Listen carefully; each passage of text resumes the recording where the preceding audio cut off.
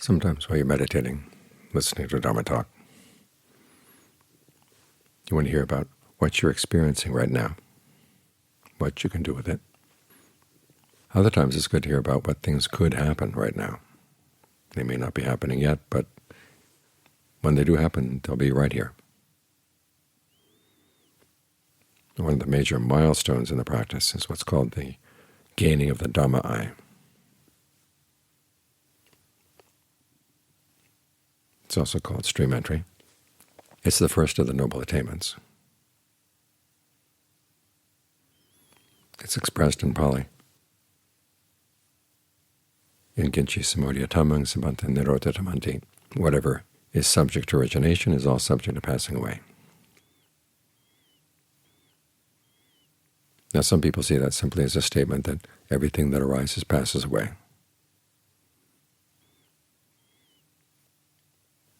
You accept the fact of inconstancy or impermanence. But what kind of experience would lead you to accept that principle, and why would it be a milestone? The Buddha's language is very particular, and you have to think about what experience would lead you to say something like that would be both legitimate and natural. In other words, it really would be well-founded, and it would occur spontaneously to the mind.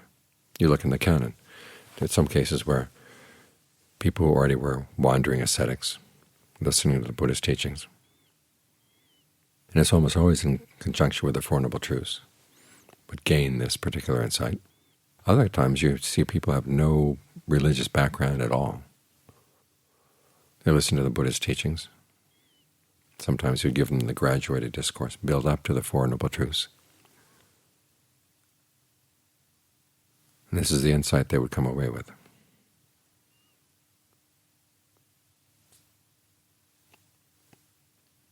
Even the case of the people who were sent to kill the Buddha, and then to kill the person who killed the Buddha, and then to kill the person who killed the person who killed the Buddha. The first person came to see the Buddha. He was frozen stiff with fear. The Buddha said, "Have no fear." The man came. The Buddha taught him the Dharma, and he became a stream enter right there. He gained the Dharma eye. And the other people, you can imagine, these are pretty rough characters. They saw the first person wasn't coming, so they came, found the Buddha. He taught them the Dharma. They gained the Dharma eye.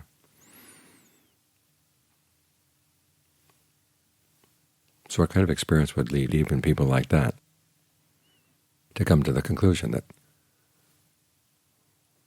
whatever is subject to origination is also all subject to passing away? And why would it be such a big milestone? Part of the answer lies in one of the conversations around this.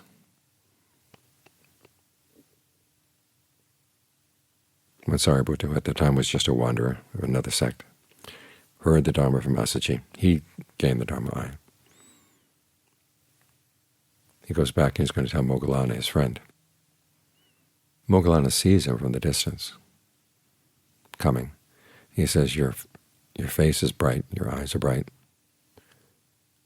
Has something happened? Have you seen the deathless? And Sariputta says yes. So that's the first clue. You're not just watching things arising and passing away, but you're seeing something that doesn't arise and doesn't pass away. In fact, it's that experience that there is a deathless element that can be touched at the mind. You have that experience, you look back at everything else you've experienced up to that point. You realize that that is not subject to arising and passing away. It's always been there, and it's not going to change. It's outside of time. Everything else is inside time. It's subject to origination and passing away. The other clue comes from that word origination and cessation. These are not the words simply of impermanence. These are the words that were related to the Four Noble Truths, dependent co-arising. And the word origination is almost always used in conjunction with things that arise in the mind. What's the origination of suffering? Craving.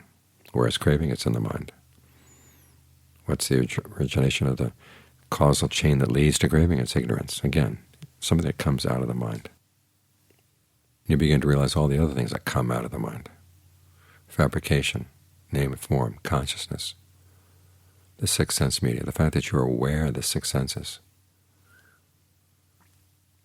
There's something in the mind that flows out to the senses, which allows you to have that experience of the senses to begin with. When you can see the mind at a point where it's not doing that, the senses go away, all six of them. What the Buddha calls the all at one point. It's something that's beyond the all. Although they say you have to be very careful about how you talk about it, still it's something that's it's not to be described, but it's to be experienced. So when you've had that experience, you come back from that. That's the experience that cuts through the first three fetters. It's not like you decide that you're going to give up on identity views, or you're going to give up on uncertainty, or you're going to give up on grasping at habits and practices. These aren't things you decide. It's that experience of the deathless that cuts through those fetters.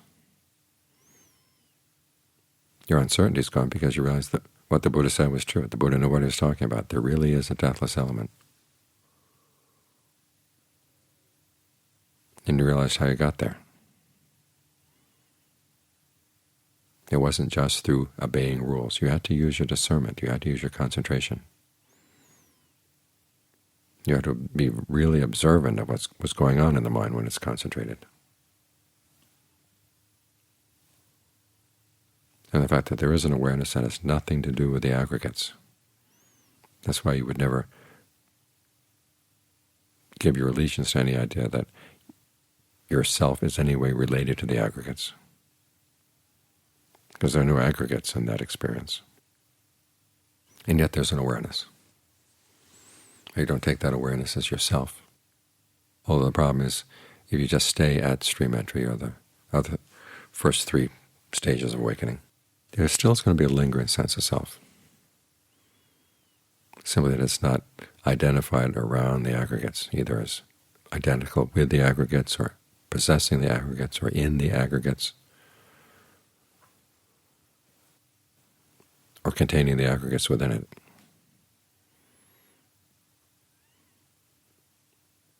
So it's not like you can decide you're going to cut the fetters. The fetters get cut for you.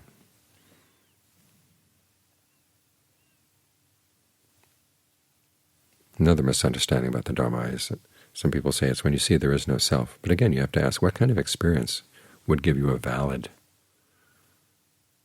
grounds for saying there is no self? Some people say, well, you just totally blank out, but that doesn't prove anything. They're states of concentration that the Buddha calls non-perception. They're not noble states. If you happen to die while you're in them, you go into the state of non-percipient beings. You're totally unconscious. And when that attainment wears off, you regain consciousness and you leave that state and you come back. But that's no proof of anything. In fact, if seeing that there is no self were part of stream entry, why was it that the Buddha had to give the not-self discourse to the five brethren after they'd all become stream enters?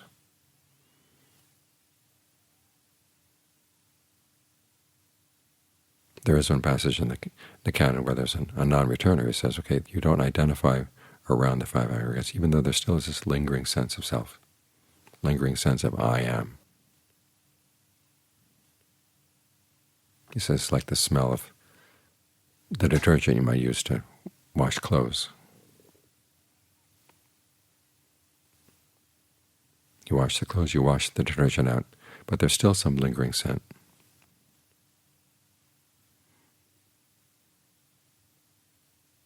So when the Buddha was teaching the five brethren the not-self discourse, that was what he was getting at. It was that lingering sense of self, the conceit, I am.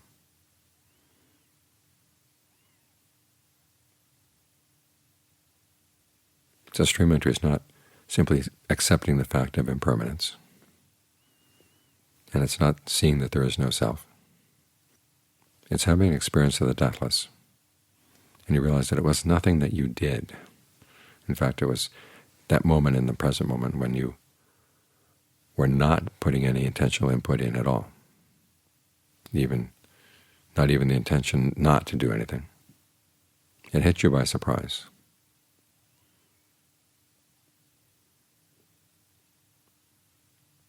Then when you come back from that experience, that's when the Dhamma arises. You realize, okay, you were there. Something that was not originated, not subject to cessation. And from that vantage point, you realize everything else you'd experienced up to that point was fabricated through the actions of the mind. And here you found something that was not fabricated. That's why it's so radical, because you realize also that it is the end of suffering. Now, stream entry is said to be the Dhamma eye because you see this, but you don't fully experience it. Otherwise you have your glimpse and then it's gone. But it's already made that big change in you.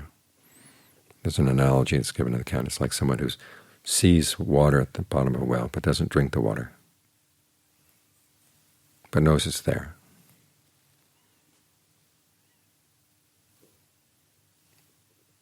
Of course, the most useful part of stream entry, or useful thing to discuss about stream entry, is not what it is, but how to get there.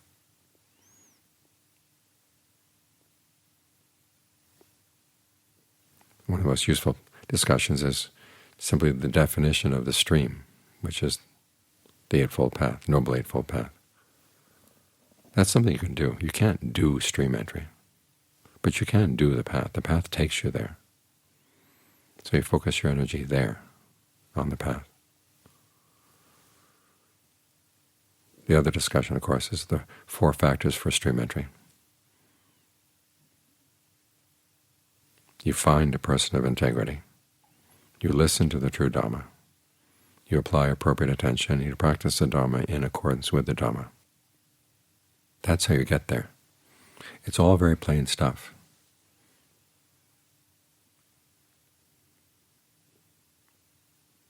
Now, as the Buddha said, there were no secrets that he kept up to the last moment. In other words, it's not the case that the Buddha says, well, do this practice, and then when you get near stream entry, I'll tell you something special new. It's not like that at all. You just do what you've been doing, but you do it really well and do it really carefully. Try to get the mind centered. Try to protect that sense of the centered mind. You detect any stress in that state of concentration, you ask yourself, what am I doing to cause that? When you see the action, and it's usually a perception, although sometimes it can also be directed thought and evaluation, any of the factors of right concentration that you have to let go of to get to higher levels. And you just keep working at that. How do you get the mind to settle in? Once it's settled in, you've, as the Buddha says, you've indulged in the concentration. In other words, you don't just skip across the states of concentration. You have to learn how to inhabit them, so you get to know them well. So that when you see something that's disturbing it's your own discernment that's seeing that. It's not because you said there was some book that told me I have to drop this factor or that factor. You see that you're doing something. You see that you're doing something that's causing disturbance. You can drop it. And the mind can stay concentrated. In fact, it gets more solidly concentrated when you drop it. If it so happens you drop it and you lose your concentration, it's a sign you're not ready yet.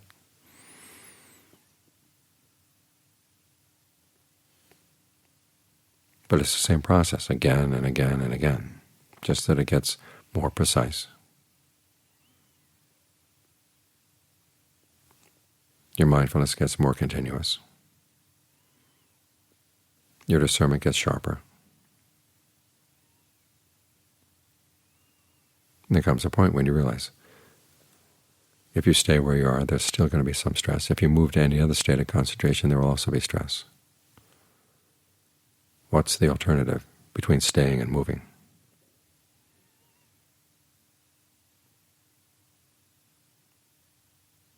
That provides the possibility for there to be a time when there is no intention, there is no intentional input at all, and things can open up.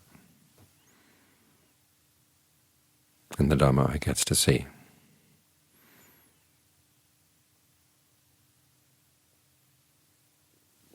So regardless of your background, whether you've studied a lot or studied a little, that doesn't matter.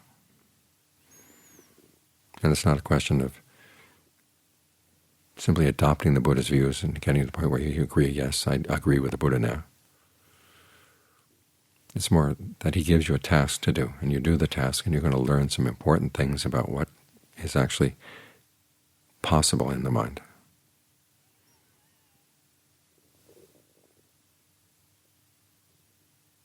And the possibilities are for everybody, which is why the Dhamma is always the same for everybody. The 5 brethren who'd practiced for many, many years. For the ruffians, who one of them was going to kill the Buddha, and the other who were going to kill the other ruffians.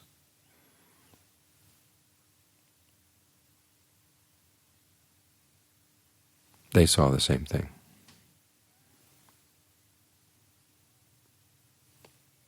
So the important part is doing the practice, and just doing it very meticulously and very well, and using your